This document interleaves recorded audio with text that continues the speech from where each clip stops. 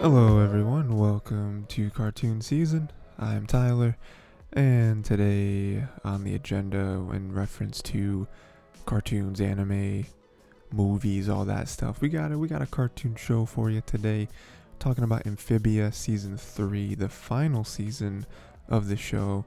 Um, Man, what this something special. Let me tell you, something real special here. What a journey. I wasn't there the whole time.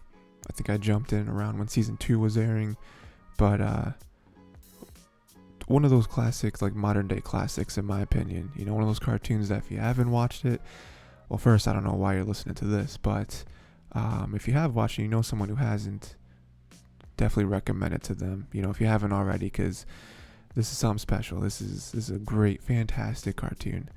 I think it's one that should be remembered for years to come. With that being said, to try to help people remember it, I'm going to talk about a few things today. I'm going to talk about Anne kind of balancing her human family with her frog family. That kind of weird introduction that needs to be made because she has been, season 3 is when she has been transported back into the human realm with the planters. I want to talk about Anne and Sasha and their kind of relationship throughout the season and kind of how it grows and how it mends. Then finally, I just want a whole topic dedicated to the finale, because the finale, there was a lot that happened there. So yeah, I guess that's the intro. So let's get into it. So like I said, I want to talk about the human family and the planters, right? Boonchoys and planters, and kind of how that goes. So at the beginning, she kind of has to fight, or she doesn't she does. She has to fight a cloak bot with the planters without her parents seeing, and that's tough because at that point we're still in the, we're still in this weird introductory period where it's weird that the planters are here, because it's like this is her surrogate family now meeting with her real family, and now Anne doesn't really know how to make this work. And it's tough because they're so different. They're literally from different dimensions, and now she's bringing all this with them. She doesn't want them to worry, even though they've clearly worried for however long she was gone. But now they have to continue the fight. Like with this cloak bot here, putting her, their sweet old daughter and still in danger. She has to hide this from them, and her and the planters have to deal with this because they still know that there's bad stuff going on back in Amphibia. And then as the show kind of goes on, I think they warm up more and more to it. We even have them warming up to the planters specifically. With later on, we have Mr. Boonchoy, the father. He's very happy to help the planters get Domino back, who was their cat. Because they took care of Anne when she was back in Amphibia. I think that's something that Anne and the planters specifically kind of don't take into account when they're, impeding on, the Boonchoy's space and, emotions and all that. It's like, well, it sucks that our daughter was stuck in a frog world for so long, but it could have been a lot worse. She could have not met you guys. She could have not come back. And so for y'all to all come back and for y'all to be the reason that our daughter is safe, not only safe, but she seemed happy, like she had a good time there. She met some friends. You guys were essentially her family while you were there. We're not yes, we feel that you should maybe be a part of the family, because that was one thing that Hop Hop was super conscious of. He's super conscious of not being leeches off the family and trying to be a productive member of the family. While yes, we do want you to do that, we're also very grateful for all that you've done for Anne, up until this point. I just think that's a very nice moment. It's also a very I don't know, it's just a moment that had to happen for the planters, especially Hop Hop. And then a little bit further on, this is where we're kind of reaching the tipping point of melding these two these two groups of people together, and that's when the whole community helps fight off some drones. And they also don't mind that the planters, like, that they're frogs, that they're weird frog people. So like that's two-pronged, right? So first, they help them fight off some drones. No real explanation needed. Just, hey, you mess with one of us, you mess with all of us. It's like the what is it, the construction worker from Amazing Spider-Man. So there's that scene. If you haven't seen that scene, go watch it. Or was it? Actually, I might be wrong. It might be Spider-Man 3, the Sam Raimi one. Yeah, I think that's wrong. But then this other prong is that, which is the real test of like what's gonna happen, is when the planters, their facade gets wiped away and they're seen as frogs, and the community's like, whoa, that's weird. But anyway, you guys seem like cool frogs, and you've helped us, and you're cool with the Boon Choice, so you're cool with us. It's a very tight-knit community they have. So, that's definitely works in the planters' favor. And then we have not only the melding of the family, but also some of the difficulties that Anne has now that she's back in the real world, and maybe somewhat neglecting the planters. We have a whole episode really that's based around Sprig's birthday and how Anne didn't remember that it was Sprig's birthday.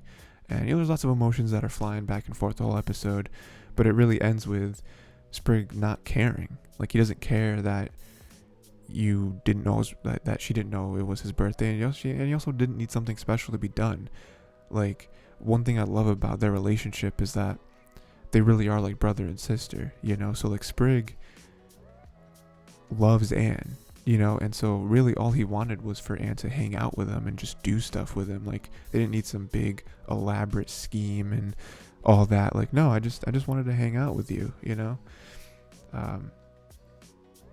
And then we have Anne teaching the planters about Christmas, and Andrian sends a drone to kill her. So again, it's these two things that are just pushing up against each other, because Christmases normally probably aren't that eventful, for good or for bad. Probably not that crazy. And so she just wants to teach them, hey, there's Christmas, it's super special, it's a big holiday, whatever. And there's some humor there because the planters still don't understand it. Which, it's funny because if you try to explain Christmas to someone that has no concept of the holiday, it's a pretty ridiculous thing. Like all the lore and stuff. But then also the excitement comes from Andrea sending the drone to kill. It's like, it's such it's supposed to be a holiday, it's supposed to be a good time, good moment, and you're ruining everything. So again, like, when we have the melding of the two families, it's always temporary. It's always like, well, there's a goal in mind, and there's, we could never live here in peace. I mean, also because the planters don't belong there. The planters don't want to stay in the human realm. They just don't. And then finally we have Anne using her powers to save the planters from Mr. X, and then they open a door back to Amphibia. So at that point it's like, okay, doesn't matter anymore. We're now being separated again because we have to get back to Amphibia. The planters need to go back for many reasons, but also we need to go back because Amphibia is under attack, and that's kind of the first line of defense, because if they fail, Andrews is coming here. So it's we have some time there where there's some, the Venn diagram is active, but then we have to get back. And so, I think that mini arc with them introducing and like finally explaining, getting back to a real family, but then also having the planters there to be like, no, like, I was good though, these guys are cool, like, I love them, and we're all gonna be one big thing, I think is very, very nice. It doesn't last forever though, but we'll get to that when we get to the third topic, which is when I want to talk about the finale. Speaking of topics, let's get to the second one. Because I want to talk about Anne and Sasha and their relationship. Obviously, we know that it started off pretty rocky. There's some flashbacks to even, like, made me hate Sasha. It was like, Sasha was never a real friend. She was always, like, putting her and Marcy down. She always thought she was better than them, telling them what to do. Like, for a large, like, probably the entirety of season 1, disliked Sasha. Probably a lot of season 2 as well. But then Sasha has done a lot to come back and try to make amends, And, especially by the end of season 2, it's like, oh no, Sasha's pretty cool. Like, she has realized that she's done wrong things, and she's not hiding from them. She's like, I'm gonna do better. I want to be Anne's friend. I want to be Marcy's friend. I don't want to use them the same way I guess I have been using them in the past. Let's make amends. And I'm okay with that. So some things that she does is that she does convince Graham to stay and protect Wartwood. Graham was just gonna dip. He was gonna leave. We don't need this. We're gonna go back and protect our own toads. But Sasha was like, no, I care about these people. Anne cares about these people. We need to help them. And so that little gesture there, Anne wasn't there. It wasn't like, she was putting on a brave face and doing some noble act because she wanted to look good in front of Anne. Like, no, she was just, that's just what she felt she had to do. And then further on, we have Sasha trying to make Anne the leader of the resistance, back when Anne comes back. But Anne is a terrible leader, so that right there, another gesture where it's like, hey, no, you're it. Like you are the symbol. We need you to be the leader, because that, that just makes sense. But then it flips when you realize that Anne is a terrible leader. So we're in this weird, like, flip-flop where Sasha needs Anne to be the leader because she's the face of it all, but Anne doesn't want to be the leader because she's not good at it. Like, she's not good at leading an army and like a, she's good at her little adventures where she's able to get out of spots and make friends and all that. But once it gets to like essentially a war, which is what this is, she has no idea how to even start. And then on top of that, we realize another reason why Sasha is pushing for this is because she's scared that she's going to ruin this the same way that she ruined their friendship. Which again, I like as the show goes on, as we see more and more of Sasha, we get more and more depth to her character. Like for her to be that vulnerable and say, no, I can't do this. Because if I try and I fail and I mess it up, it's just another reason for you to hate me.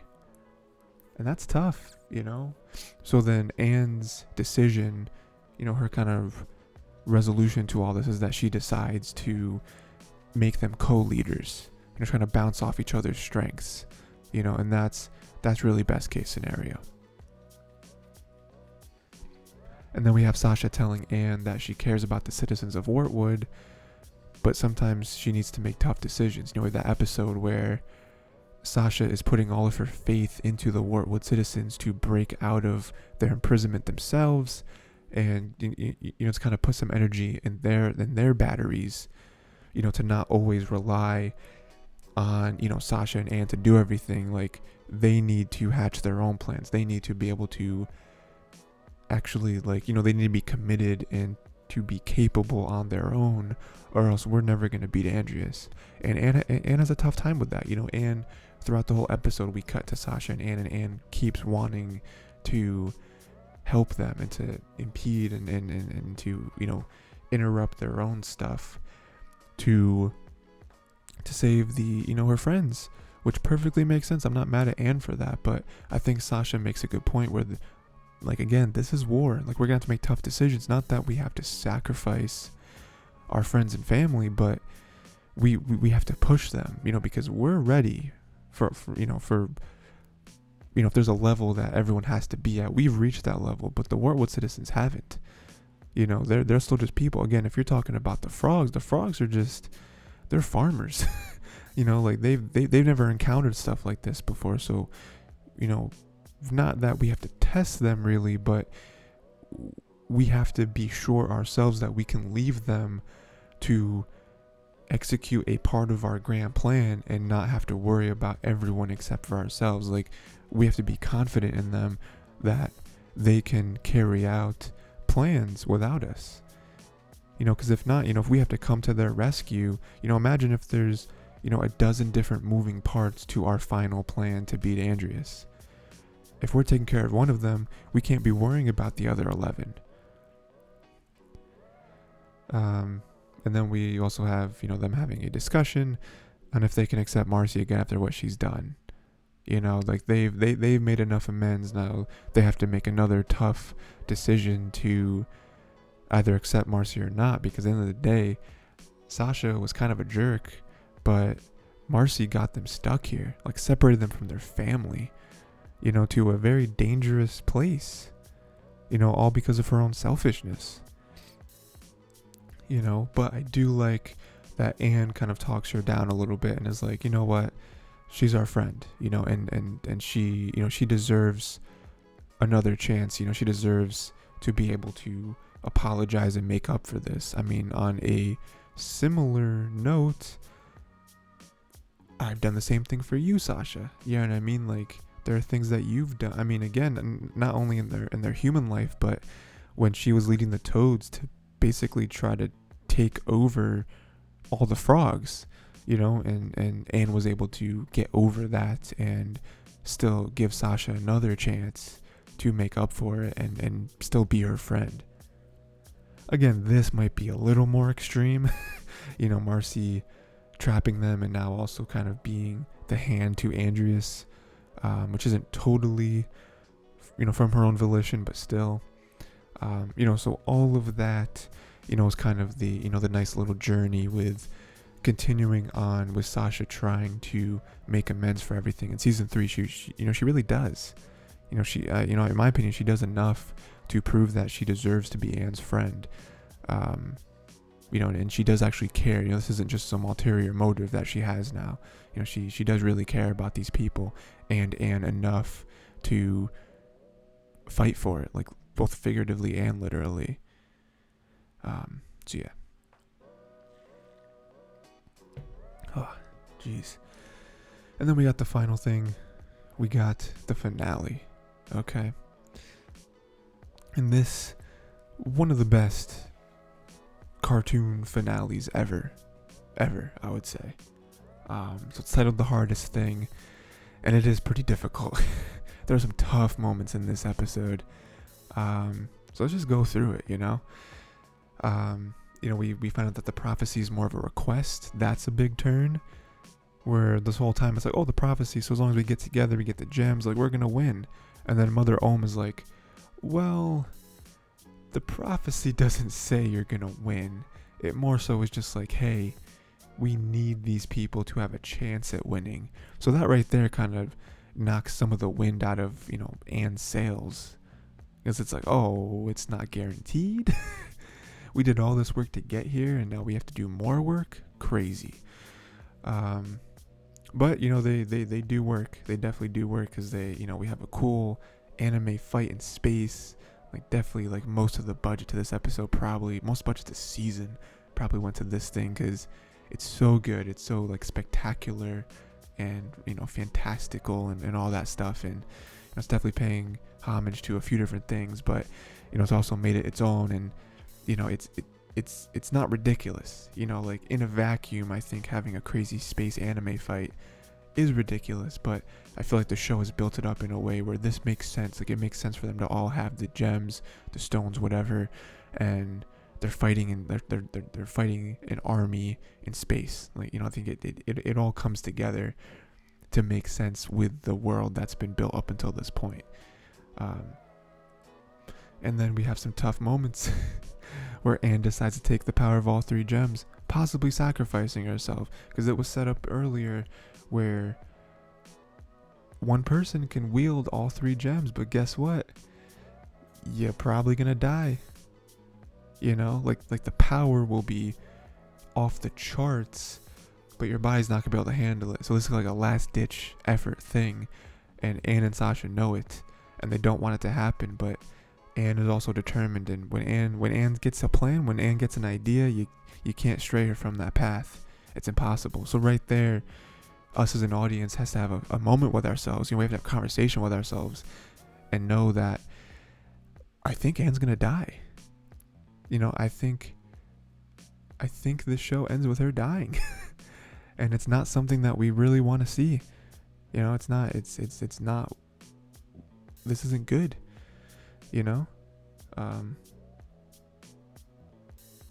Oh man. Okay, it's fine. But she does succeed. She ends up destroying the moon, but it costs her life. Very unfortunate. We all kind of saw it at that point, and it just makes that moment so much stronger. Where we jump back to the beginning of the show, and it's just, sweet little Anne, coming in and meeting Pop and Sprig and all that stuff, and the show ends with her risking her life, literally risking her life, sacrificing herself to save all these people that she's grown to know and love. It's tough. It's a hard moment to watch. But then she is in the afterlife, I guess, kind of, and she meets the Guardian of the Stones. Very weird stuff. Again, it all makes sense in the universe, but again, in a vacuum, very weird. And Anne does not believe that she is suitable to be the Guardian's successor. Guardian really wants her to, seeing that everything she's done, all the odds that she's been able to defy, but Anne doesn't feel like she's ready. And it kind of throws a wrench in the Guardian's plan, but Anne does say something where, she thinks that she can get there. She has a lot of learning to do, a lot of growing to do. Maybe in the future I can be the successor that you really want me to be, and that's able to convince the Guardian to be like, okay, so you're saying that if I send you back and you have more adventures and you meet more people and stuff, then you could possibly replace me and give me release. And she's like, yeah. And so that is the way that they explain Anne coming back to life and making everyone happy. And being able to continue on living and continue on helping people. And that all leads with all the girls saying goodbye to everyone in Amphibia, their own respective groups of people that they've met and loved. Very tough, and obviously the toughest one being Anne having to say goodbye to the planters. Especially her and Sprig, man. Like that's the finale, man. As great as it is, I don't think it's an episode I want to watch again. I don't want to have to go through that roller coaster twice. And on top of that, they go back to their human realm, and the box just turns to ash, and you're like, no. Because at least if the box was still there, they might be able to go back at one point. But the box is gone. That means they're never going to be able to go back to Amphibia. That's it's so tough, And then we hit 9 months later, and it's nice, we're back in Amphibia. Some time has passed, 9 months to be exact, and Polly's a frog. She's not little Polly Toad thing anymore. She's got legs, she's got arms. It's great. She's having fun. We cut to Sprig, and he's like a little adventurer. He's got like all types of papers and documents and recordings and all that stuff of different places and creatures and all that. It's really cool. It makes sense. And he still uses Anne's phone, which is nice. And then Wortwood unveils this huge statue of Anne, rightfully so. She deserves it. Not only did she make, she left such a lasting impression on all of their lives, but she also saved them, on a plan that Andreas was always trying to, spent hundreds of years, maybe, I don't know, concocting, and then Anne was the one that saved them all. Lots of help. Sasha, Marcy, the frogs, the toads, the newts, lots of help, but she was the one ultimately that saved their world, And then we cut back to the human world, and Sasha is picking up Sasha is picking up Marcy at the airport. They haven't seen each other in quite a while. You're assuming they haven't really talked much. I think Sasha has a line here where, like, after they graduated school, they didn't really talk to each other too much anymore. Their lives diverged, and they had their own lives, and they're grown-ups and all that. But they're going to surprise Anne at her job for her birthday. It's Anne's birthday again, and oh man, they're there, and Anne is working at the aquarium of the Pacific, and she's a herpetologist, which is from what I can gather, she works with frogs and amphibious life, basically, doing what she now loves. And they surprise her there, and she starts crying out of emotions, and they hug, and they haven't seen each other in a while, and they're all gonna catch up, and again, this is a tough moment for another reason, because it's just so happy, where they meet each other, and she's with frogs, like it makes so much sense, and that's the end. Amphibia's over, and it really just is like the perfect ending. They couldn't have done it better.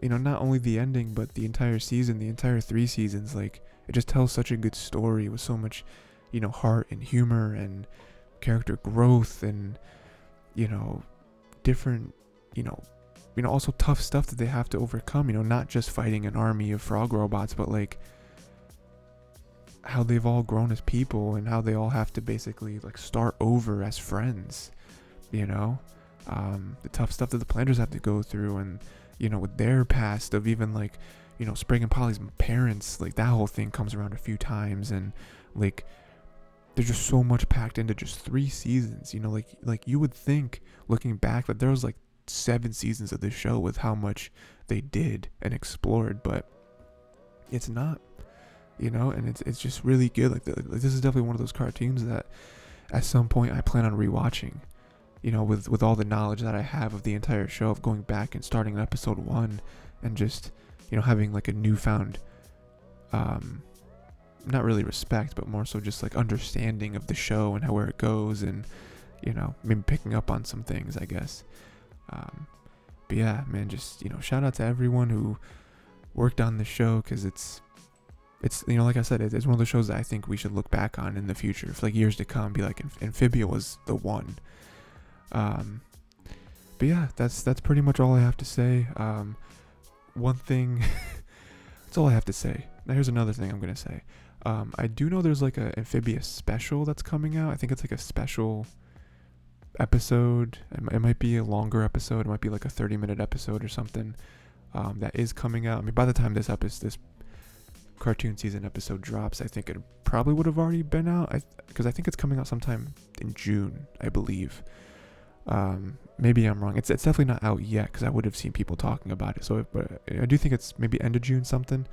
Matt Braley, I think is how you say his name. He's the creator of the show. He announced it, and all I know is that I think he described it as the friends, the special trio. They apparently make their way back to Amphibia somehow. I think it's an accident, and I don't know if there's any sort of opposition they have to face, or if it's just sort of them meeting the planters again, probably, and probably everyone meeting everyone again, I would say. But yeah, I don't know, it might just be some fun little special episode. I'll definitely watch it. Maybe I'll make a little mini cartoon season episode on it, because it's only gonna be 1 episode, so but yeah, so I definitely implore everyone to check that out when it drops, because I will. And then yeah, go listen to other episodes of Cartoon Season. All the different ways you can do that are going to be in the description. Then also check out some other content that I do. I also do some animation reactions, as well as some gameplays. And yeah, please let me know what you thought of this season, the finale, the show as a whole. Let me know what other shows or movies or whatever you want to hear me cover on here. And yeah, that's pretty much it. So until next time, watch more cartoons, man, because this one's over, so we gotta find more.